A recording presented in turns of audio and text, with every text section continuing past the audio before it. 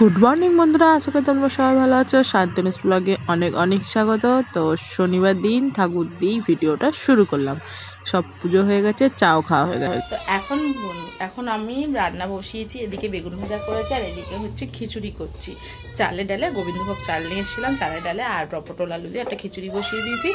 আজকে আমার মেয়ে আর বড় ভাসুর খাবে আর আমি খাবো ওটস করে। তো চলো আমার ভিডিও স্কিপ না করে প্রথম থেকে শেষ পর্যন্ত দেখতে থাকো।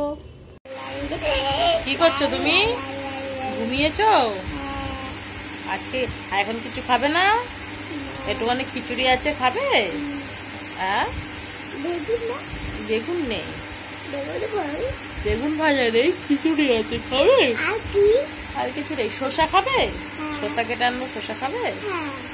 তুমি আর আমি খাবো শসা।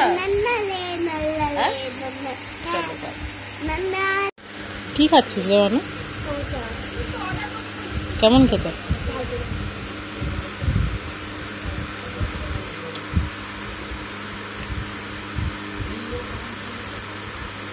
কোথায় যাচ্ছ এখন?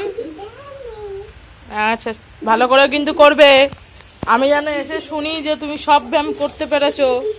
ঠিক আছে? হ্যাঁ, ভালো করে করবে, ভালো করে। ঠিক আছে, চলো।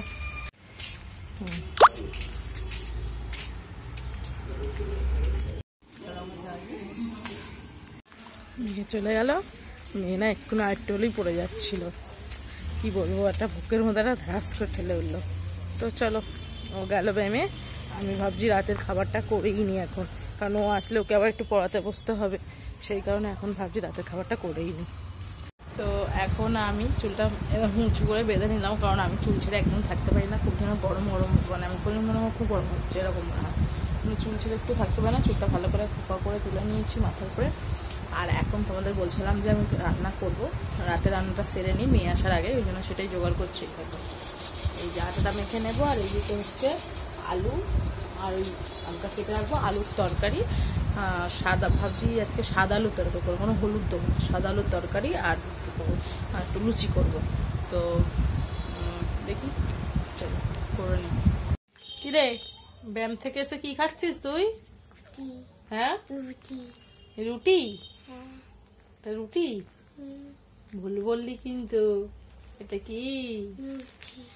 হ্যাঁ, লুচি আর আলুর তরকারি হচ্ছে। এটা রাতে খাওয়া হবে, তাই তো? রাতে খাওয়া হবে তো ওটা, তাই তো? পড়তে বসতে হবে না? হ্যাঁ, পড়তে বসতে হবে, মাথা নাড়লে হবে না। সামনে পরীক্ষা তো, পড়তে বসতে হবে। তো চলো, এবার ওকে পড়তে বসাবো। চলো।